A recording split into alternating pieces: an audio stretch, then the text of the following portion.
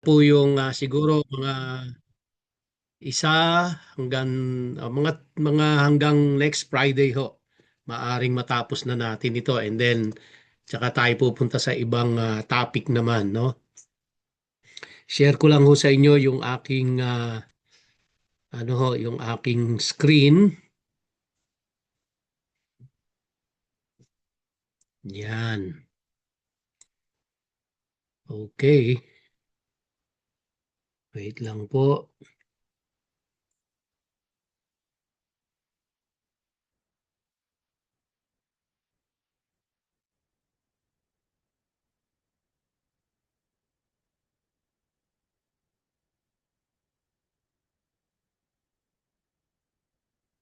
Yan. So, as you can see on the screen, mga kapatid, ang ating pong tatalakayin ngayon ay ang pagpapatuloy ng ating pag-aaral tungkol sa what is the gospel? Understanding all of the gospel. At sa gabi pong ito, bago tayo magpatuloy, tayo po muna isaglit na manalangin. Aming Ama, aming Diyos, muli po kami ay nagpapasalamat sapagkat napakabuti mo sa amin sa lahat ng oras at sa lahat ng pagkakataon. Salamat sa pag-iingat mo sa bawat isa sa amin, sampu ng aming mga mahal sa buhay. Salamat o Diyos, ginising mo kami kaninang umaga at sinustain mo kami hanggang sa mga oras na ito. Kaya sa pagkakataon pong ito ay muli hinihiling namin, tulungan mo po kaming lahat, aming Ama, sa pag-aaral namin ng iyong banal na salita. Bigyan mo kami ng kaliwanagan at ikaw nga po ang maging tagapagturo namin sa gabing ito. Tulungan mo ako ang iyong lingkod na tagapagpaliwanag at tagapaghatid ng iyong mga salita sa gabing ito. At ganoon din po, dalahin ko rin ang aking mga kapatiran na pagkalooban mo rin po sila ng sapat na karunungan at kaalaman upang maunawaan ang aming mga pag-aaralan. Muli po aming Ama, sa iyo ang kapurihan, sa iyo ang pasasalamat at pagdakila sa pangalan ni Yeshua. Amen. Ang ating pong tatalakayin ngayon ay may kinalaman sa repentance. Ito po ay masasabi kong review na lang para sa inyong lahat. At ito po ay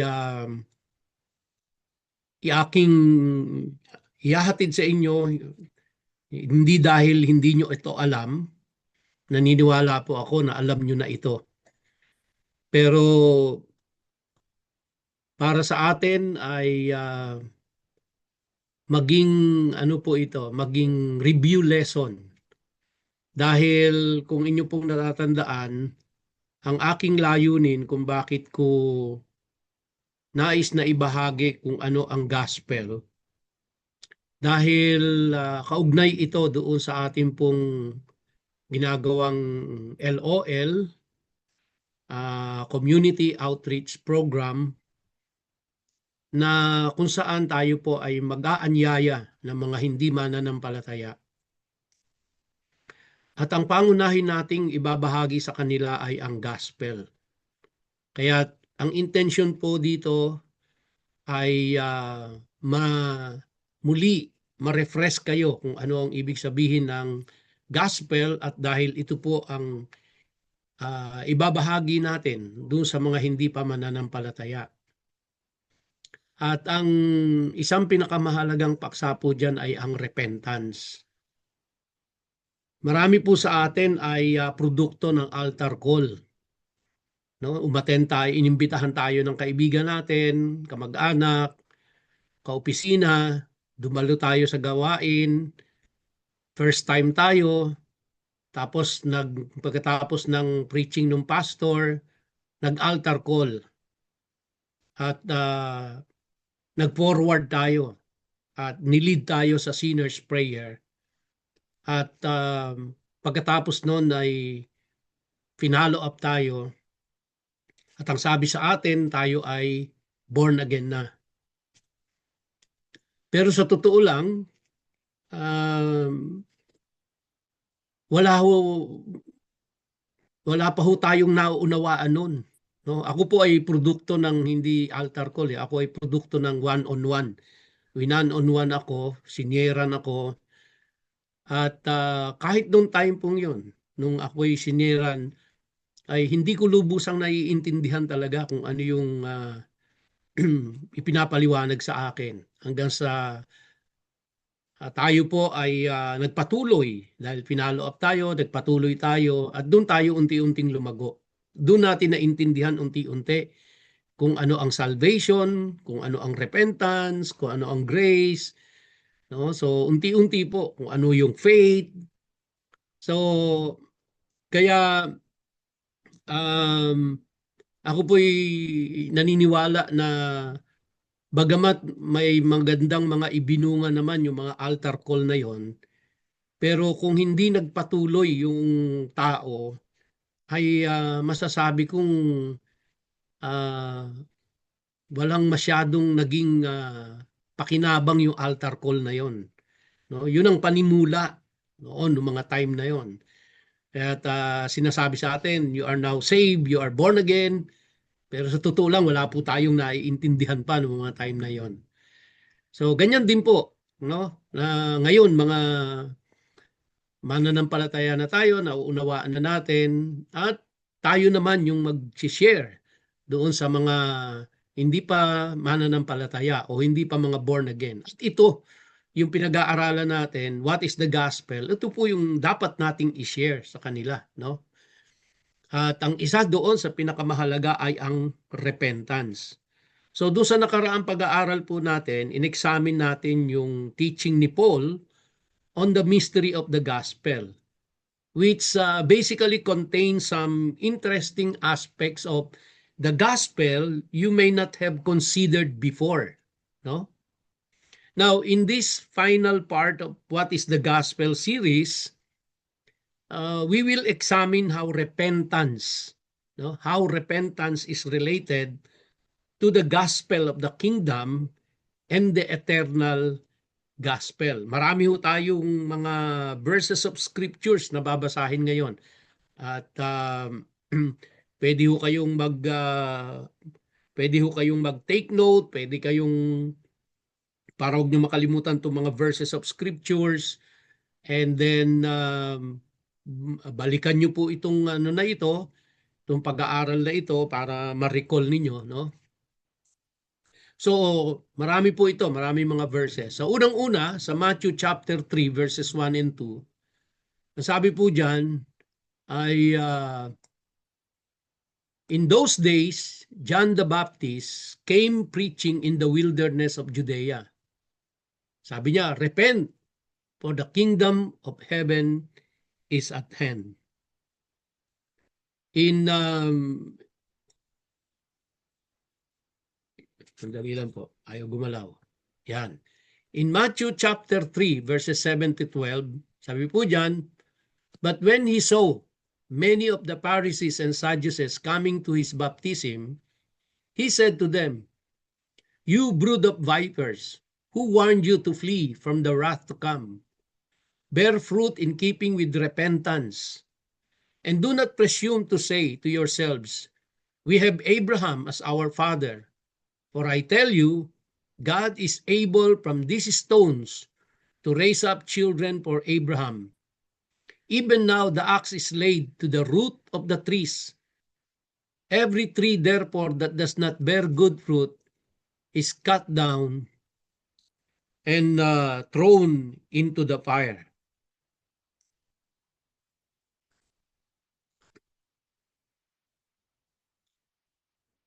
To continue, I baptize you with water for repentance, but he who is coming after me is mightier than I, whose sandals I am not worthy to carry. He will baptize you with the Holy Spirit and fire. His winnowing fork is in his hand, and he will clear his threshing floor and gather his wheat into the barn. But the chaff Ano yan?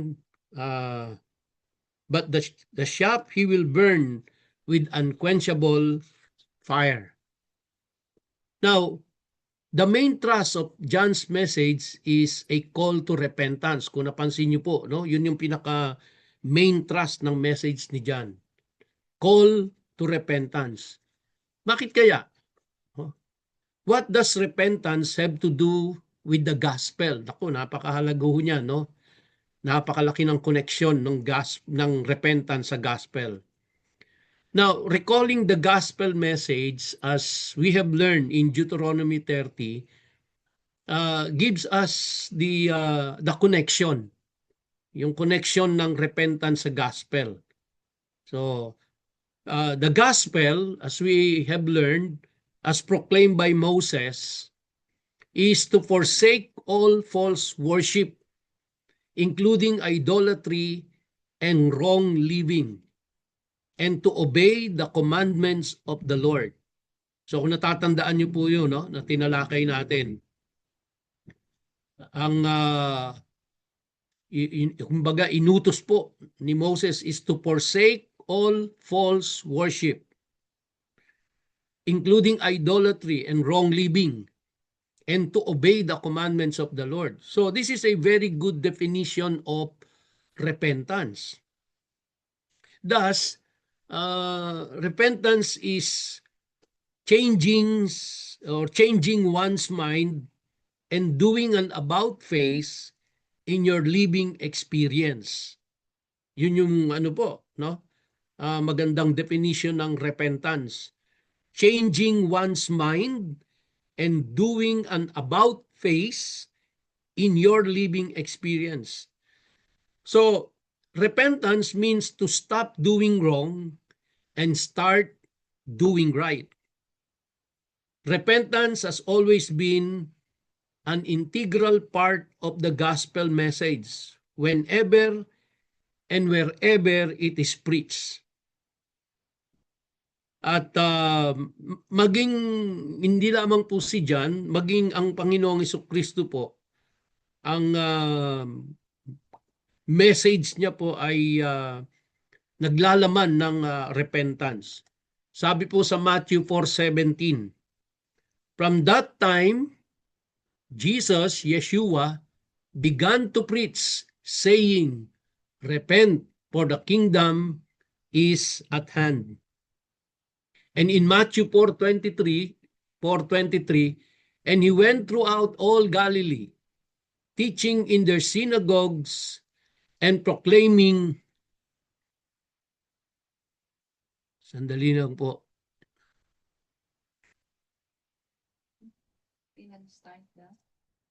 Ulitin ko lang po, Matthew 4:23. And he went throughout all Galilee, teaching in their synagogues and proclaiming the gospel of the kingdom and healing every disease and every affliction among the people.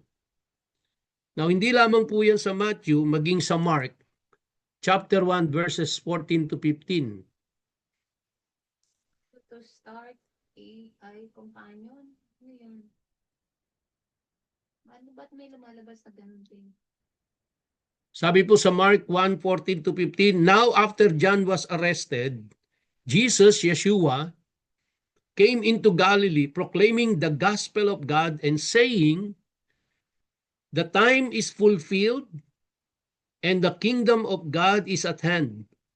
Repent and believe in the gospel. So, si Mark po calls this message of repentance, kung napansin nyo, the gospel of God. Kay Matthew naman po, ang tawag niya dito is the gospel of the kingdom. Pero whether the gospel of God or the gospel of the kingdom, these are the same gospel. So the gospel of God is the gospel of the kingdom, and it consists of a message to repent of sin. Ano po ibig sabihin ng Panginoong Jesucristo dito? The time is fulfilled. The time is fulfilled. Now, this too is part of the gospel of the kingdom, no? Now, please bear in mind that the appointed times of Leviticus 23 tell the story of the gospel in picture or tinatawag po nating shadow form, no? Yung appointed times, we have been dealing uh, with these appointed times for the last 2 years na po. Ano ba yung mga appointed times na yon? Yung pong 7 feasts natin. Actually, ito pong appointed times na ito, as we have learned already, tell the whole story of the death, burial, and resurrection of the Messiah. Kaya kung titingnan po natin, yung appointed times, yung binabanggit ni Jesus Christ dito, the time is fulfilled and the kingdom of God is at hand. Repent and believe in the gospel. So ano yung the time is fulfilled? No? So, ito po yung appointed times, no? Yung appointed times. Ano yung appointed times? Yung po yung 7 feasts of the Lord. Kaya kung susuriin po natin at nakita na natin yan, na yung 7 feasts of the Lord na yan is about the gospel. Alam nyo, marami pong hindi nakakaalam yan na yung 7 feasts na yon is the gospel because it is the whole story of the death, burial, and resurrection of the Messiah. And hindi lamang po yung death, burial, and resurrection, but even his anointing as high priest and his return in the clouds to gather his own, judge the world, and establish his reign on earth. Kaya napakaganda po nung 7 feasts of the Lord na yan eh. No, ngayon lang natin natutuklasan yan, no? Na yung palang 7 feasts of the Lord is yun po yung kwento ng gospel sa Old Testament. So this is the aspect of the gospel that the Messiah is referring to when he says that the time is fulfilled. So he had come to accomplish those things that the spring appointed times foreshadowed. Ano ba yung spring? Alin ba yung mga, ano ba yung tinatawag na spring appointed times? No, yan po yung tatlong huli sa 7 feasts of the Lord. So, kaya yung repentance po is also an integral part, hindi lang ni Matthew, ni Mark, ni Jesus Christ, ni Moses, ng 7 feasts of the Lord, yung appointed times, but it is also part of Peter's gospel proclamation. Kaya nung nag-preach po si Peter on the day of Shavuot, ano po yung Shavuot? The Pentecost. He instructs the crowd gathered there. Tingnan nun natin sa Acts chapter 2, verses 38 to 39. Sabi diyan, and Peter said to them, repent and be baptized, every one of you, in the name of Jesus Christ, Messiah Yeshua, for the forgiveness of your sins, and you will receive the gift of the Holy Spirit. For the promise is for you and for your children and for all who are far off, everyone whom the Lord our God calls to himself. And makikita rin po natin yan in his discourse from Solomon's porch following the healing. Sabi po sa Acts 3, verses 18 to 19. But what God foretold by the mouth of all the prophets, that his Christ would suffer, he thus fulfilled. Repent, therefore, and turn back, that your sins may be blotted out. So repentance has to be the first step in one's walk with God. It's all over the Bible, no? It's all over the scriptures, yung pong repentance from the time ni Moses hanggang dito sa time ni Peter ay makikita natin na nangingibabaw yung repentance. So ito yung first basic step, repentance. Kaya kung tutuusin po, yung pag altar call natin o kaya one-on-one tayo, no? Ay parang introduction pa lang 'yun eh. Pero ang totoo talaga ay dapat nagsisimula sa repentance, no? Minsan yung sa altar call po, sumasabay na lang tayo dun sa nagpe-pray dahil pinasasabay tayo eh. Pero hindi naman lahat ano, pero marami po doon sumabay lang eh. O kaya isinama lang, hinila lang, hindi talagang nagrepent. Pero dahil sa patuloy na ini-invite, nakakadalo, nare-realize niya, naiintindihan niya, and then doon na po naiintindihan ko ano yung repentance. No? Katulad ng definition natin kanina. So, um, Nasaan na ba tayo? No? Maging ano po, so again, ulitin ko, repentance has to be the first step in one's walk with God. Kaya kung tayo po ay may sinesharean, binabahagi na natin ng salita, wag nating kaliligtaan na banggitin po itong repentance. Dahil yan ang unang step, kailangan maintindihan niya na siya ay makasalanan at kailangan siya ay magsisi sa kanyang kasalanan at talikuran ito at lumakad ng naayon sa kalooban ng Diyos. So Paul says, God loved us and the Messiah died for us.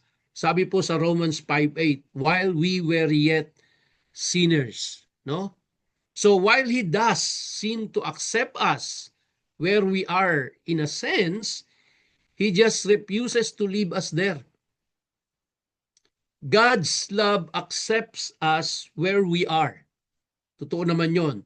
But He loves us too much to leave us there. Hindi tayo hinayaan ng Diyos. And repentance is the first step in leaving our old life behind and following Messiah. No, wag po tayong mahihiyang sabihin doon sa sineshare natin na dahil yun naman ang sinabi ng scripture eh, na lahat ng tao ay makasalanan. At i-guide natin yung sineshare natin na kailangan talikuran mo yung kasalanan. No? Kailangan tumalikod ka sa kasalanan dahil yan yung unang step at sumunod ka sa Panginoong Hesukristo. So kaya po, whoever comes to God to be cleansed from his sin must first, ano po ang kondisyon? Repent of his sin.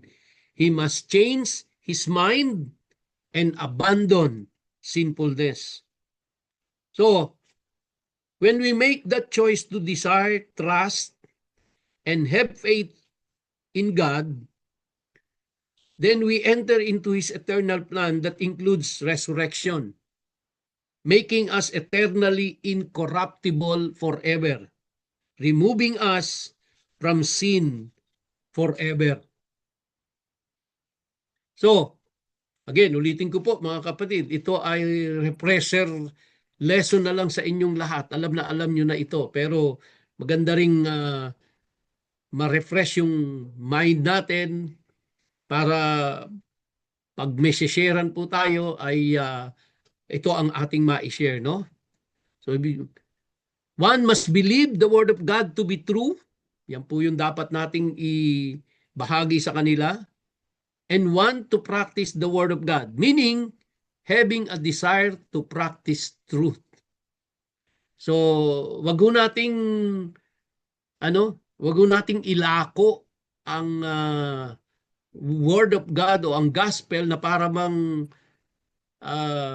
nagbebenta tayo ng produkto na kinukumbinsi nating bilhin yung produkto sa atin. No? Na kaya kung ano-ano yung mga sinasabi nating magaganda na gusto niyang mapakinggan, ang ibahagi ho natin is paano siya mag-guide na magrepent at tumalikod sa kasalanan at ano ang kanyang dapat gawin, no? So ito po yun. Repentance means turning away from sin and turning to right living. Now, pagkatapos po na yung tao ay talagang nagrepent, nakita natin na meron talagang turning away from sin at nakita ho natin na talagang turning to right living. Then baptism follows repentance. Bakit to? Because it is symbolic of one's cleansing from sin. Very symbolic po yung water baptism na yan, no? So, kaya ito po yung dahilan kung bakit uh, immediately after repentance ay wina-water baptize po natin yung tao. Remember, no? Immediately after repentance. So, kaya hindi po right away no? Na kailangan makita muna natin totoo ba talagang nagrepent yung tao? Sincere ba talaga? Well, siguro po may mga pangyayari na talaga namang ah, talagang nakita natin na talagang nagsisi yung tao, talagang nandun yung kanyang sinseridad na talikuran ng kasalanan at ano. And then naiintindihan niya to, naiintindihan niya kung ano yung baptism, and then i-baptize po natin. Pero kung hindi niya pa naunawaan talaga at hindi pa rin talaga totoo yung repentance, wag ho natin basta i-baptize yung tao, no? Kaya po, makita natin na yung gospel according to Peter is a call to repentance and water baptism, no? Maging si Paul, yung gospel niya po includes repentance as its first and necessary component. Kita natin from the time of Moses pa lang po, no? Si Matthew, si Mark, si Jesus Christ, si Peter, si Paul, lahat po yun ay naglalaman ng repentance. Sabi nga po sa Acts 17:30 to 31, habang si Pablo po ay nagpipreach, nandoon siya sa Athens, no? Sabi sa verse 30, the times of ignorance God overlooked. But now He commands all people everywhere to repent because He has fixed a day on which He will judge the world in righteousness by a man whom He has appointed.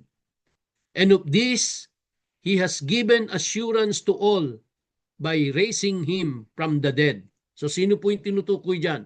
None other than the Lord Jesus Christ. So this is Paul's gospel. Repent because the Messiah has authenticated his work by rising from the dead. Now, before King Agrippa, kung nare-recall nyo po, Paul again explains his gospel. His message to Jews and Gentiles alike is to first of all repent. This involves turning away from sin and turning to righteous living by the keeping of the commandments. Sabi po sa Acts 26:19 to 20, therefore, O King Agrippa, I was not disobedient to the heavenly vision, but declared first to those in Damascus, then in Jerusalem, and throughout all the region of Judea, and also to the Gentiles, that they should repent and turn to God, performing deeds in keeping with their repentance. No? Sabi po doon, performing deeds in keeping with their repentance. Meaning to say, dapat evident yung repentance ng tao. Dapat nakikita talaga yon, visible yon, no? Na hindi lang sinabi ng bibig na siya ay nagsisi sa kanyang kasalanan, kundi ito ay nakikita sa kanyang buhay na talagang siya ay tumalikod na sa kanyang mga kasalanan. So, the deeds consistent with repentance is no doubt a reference to obedience to the commandments as part of the covenant. No? Now, In his letter to the Romans, Paul includes, as he always does, the initial act of repentance, which is the first step in fellowship with God. Tingnan ho natin sa Romans 2:4. Sabi diyan, or do you presume on the riches of his kindness and forbearance and patience, not knowing that God's kindness is meant to lead you to repentance. So, the kindness of God draws us to Himself and convinces us of the need to repent, to turn from sin and to the good works of the commandments. Ganda nun, ano? Sabi diyan, that God's kindness is meant to lead you to repentance. Talagang nandun pa rin ang andun talaga ang nag-initiate talaga ang walang iba kundi ang Diyos eh. Now let's look at the Great Commission in Matthew chapter 28, no? Ito pong Great Commission na ito is the final instruction of Jesus Christ to His disciples. At karaniwan po, ang tawag natin dito ay primary mission ng mga mananampalataya, ng mga believers. And it contains the same gospel message which we have been seeing from the full spectrum of Scripture. No, from the Old Testament down to the New Testament, from the gospel to the letters. No? Makikita po natin 'yan. And in Matthew 28 verses 18 to 20, Matthew records the more popular and familiar version of this final instruction. Basahin natin sa Matthew 28 verses 18 to 20. And Jesus, Yeshua, came and said to them, all authority in heaven and on earth has been given to me. Go therefore and make disciples of all nations, baptizing them in the name of the Father and of the Son and of the Holy Spirit, teaching them to observe all that I have commanded you. And behold, I am with you always to the end of the age. So, the primary commandment here, and I have discussed this several times already, as anyone who knows a little Greek grammar can tell you, is to make disciples. No? Yan po yung primary commandment dyan. Unfortunately, this little point of making disciples seems to get lost in all of the so-called evangelism that goes on today. So, ano po ibig sabihin? Anong ibig pong sabihin natin dyan? The common experience among Christians has shown over and over again that Christianity places a great deal of emphasis on getting people saved. Pero ito po malungkot. But spends little time actually making disciples. Kaya ito yung binibigyan po natin ng emphasis eh. No? Kaya yan din po ang dahilan bakit tayo may life on life. Yan po yung dahilan bakit tayo nag-aaral ng ganito pag Friday. Hindi lang ito para makapakinig kayo ng message, kundi kayo po ay ma-disciple so that you can also disciple other people. Kaya kapag ma-attend po kayo ng Sunday, nakikinig ng message, ma-attend kayo ng Friday, nakikinig kayo ng teachings, hindi yan para magkaroon lang kayo ng kaalaman. Kundi kaya po kayo ine-equip, kaya kayo tinuturuan ay para kayo ay ma-equip so that you can also make disciples. So kaya yan po yung role namin as pastor. Dinidisciple namin kayo. Hindi lang yung Sunday preaching po, hindi lang dahil bahagi siya ng programa o itong Friday natin ay para magkaroon lang kayo ng kaalaman. kundi ito po ay pagdi-disciple upang kayo po ay makapag-disciple din sa iba, no? So, kaya ang focus po ng church natin is not just to get people saved, but to make disciples. Kasi yan po yung talagang primary commandment dyan sa Matthew 28, to make disciples. No? So, ano po ba ang ano? What does it take to make disciples? What does it take to make disciples? Now, this is answered in the rest of the commission given to Yeshua's disciples. A disciple is made by first baptizing him, no? Baptizing him, of course, bago po binaptize siya, nagkaroon muna ng repentance.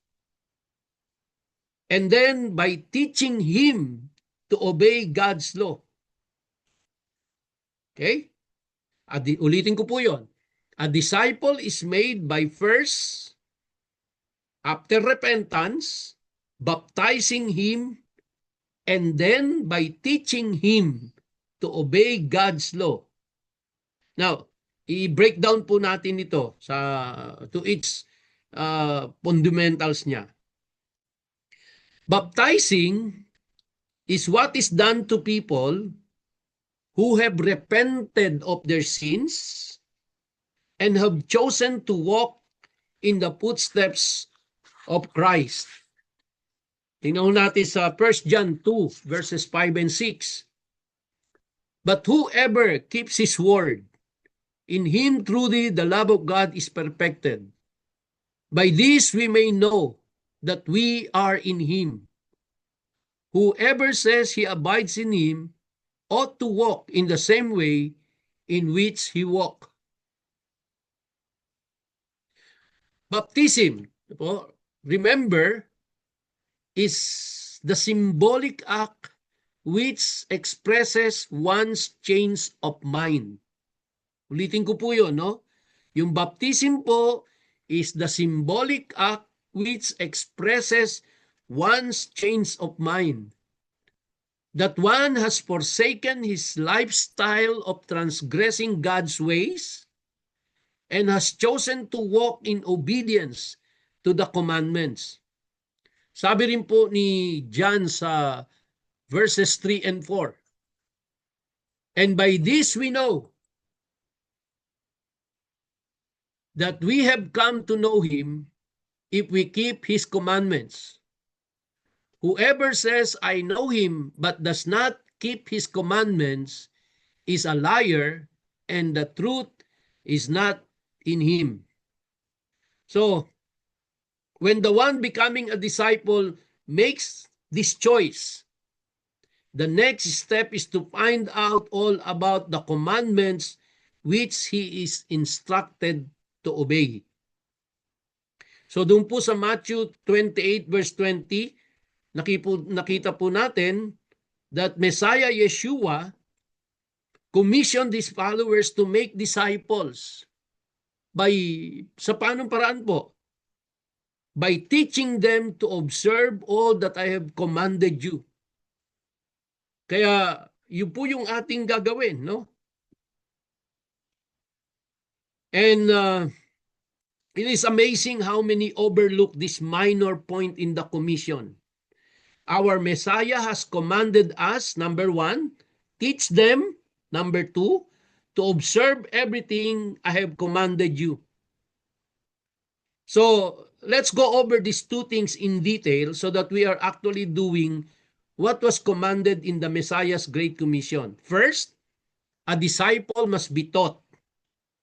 The substance, we think everyone would agree, is the scriptures. No? We must teach, or else the follower won't know what exactly he is supposed to follow. So, yun po yung una. Disciple must be taught. Second, we must teach people to obey or to observe. This is at the very core of walking out our faith. So faithfulness to Christ is evidence as obedience to Him. Dito po tayo magtatapos sa 1 John 1:6. If we say we have fellowship with Him while we walk in darkness, we lie and do not practice the truth. Okay? So, it's 9:27 na po mga kapatid.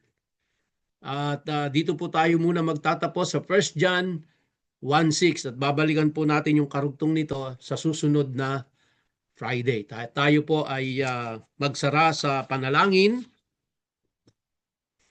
Paunahan po tayo ni Kuya Rudy.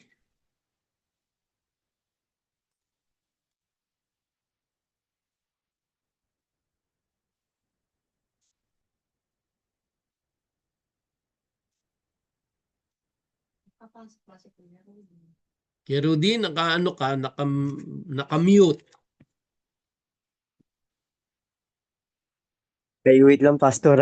Sorry po. Wait lang po. Ayan na, naririnig ka na namin. Ayun na po.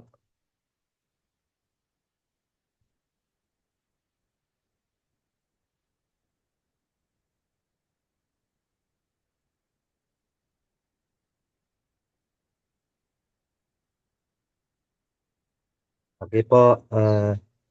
Tayo po ay magsasara sa isang panalangin. Aming Diyos, makapangyarihan sa lahat.